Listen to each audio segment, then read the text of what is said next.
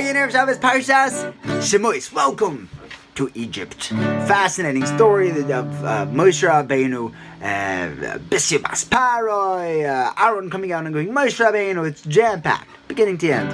We know that Moshe Rabbeinu was chosen because he noticed the sneh burning. And a true leader is someone who sees past the face level, sees past the ponim, and he sees the pnimius marked in the ponim. But one of the simanim that the Rebbeinu Shalom gave Moshe Rabbeinu to show Parai, the pasuk struck me fantastically. He tells him, take your stick, throw it on the floor. Yeah?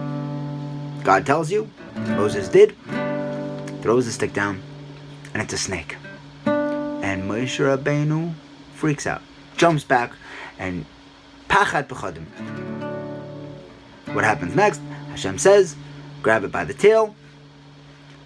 He grabs it, he holds it, and now it's a stick in his palm. I'm looking at this pasuk and I'm like, hey, let's take it a step deeper.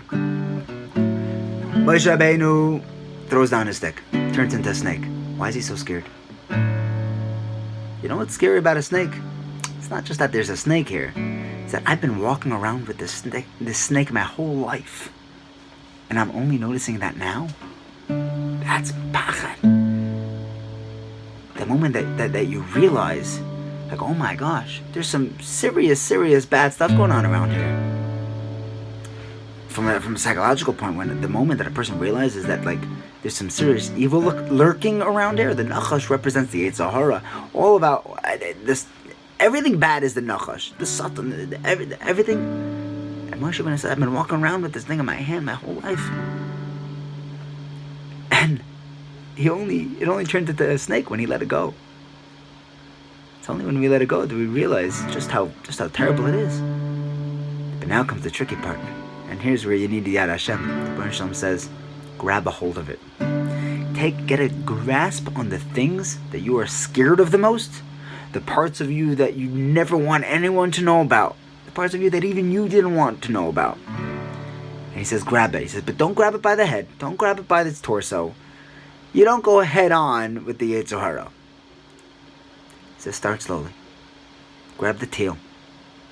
Just get a grasp. And the pasuk says, "Vayichazik boy." And Rashi says, "Lashon achiza." He grabbed it, and he held it tight. He said, "What I'm doing, I'm going to do it 100%. I'm not going to take on any 50% kabbalas. I'm going to take on 100% small kabbalah." And he says, "I'm going to get a hold of my nechashim." And he grabs it, and then with the strength of the Rebbeinu Shalom, with b'siyata d'shmaya, "Vayichazik boy." He has it. And then what does the pasuk say? It doesn't say turn back into a stick. V'hoya. And it was a staff in his hand. It wasn't even a snake. You hear what just happened? The moment that you have the courage to grab onto your Yetzer Hara, the nachash, I'm sorry if I'm getting a little too homiletical over here, but the moment you're able to grab onto your nachash, the moment you're able to take a grasp of that shadow inside of you that you're so scared of, it disappears. It's just a shadow. There's nothing to a shadow. There's nothing to be scared of. You have to have eyes to be able to see this. You have to have eyes to see this. Shlomo Carlebach was doing a concert somewhere. In the middle of the concert, his hand started killing him. No, malasot. So he had his backup guitarist, fake it the rest of it, and he danced, he sang. And then at the end of the concert, he was in tremendous pain. He asked if there's any doctors in the house. And punklach, at this concert, there's a top-notch doctor who works with bones and hands and whatever and whatnot. So he said, come to me tomorrow morning before I start my schedule, and I'll take x-rays with you before I start my day. Seder. So he shows up the next morning, and the guy takes x-rays for him, Baruch Hashem, Zazadik. Comes back in with a very serious face. He says, I'm sorry to tell you, but there's something seriously wrong with your hand. And we need to do surgery. Not just stomach surgery, it's going to take a series of 7 surgeries to repair the damage in your hand. If you want this pain to go away, that's what we're going to have to do. Someone's like, oh my goodness, are you kidding me? Okay, thank you so much, holy brother. And he made it to his next stop on his tour. He's like, okay, I'll come back if it doesn't get better.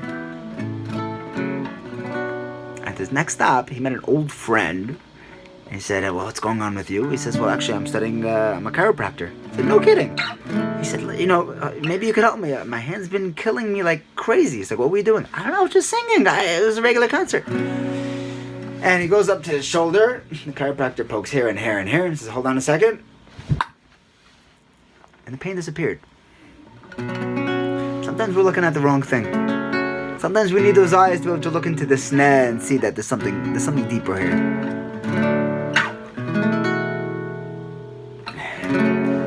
Otherwise, we're going to spend our whole life doing surgeries for things that we don't need. Maybe all you need is an ear purifier instead of eye drops. May we be zeicha to have the eyes to see what's really happening. To be able to see that the stick in our hand is a snake. And to be able to see that the snake in our hand is really just a stick. Kulam Ahuvim,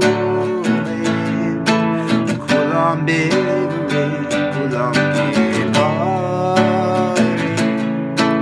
Kulam Gibayrim, Kulam Oisim, Oisim Beim Over Horitzoin Vainam, V'chulam Oisim.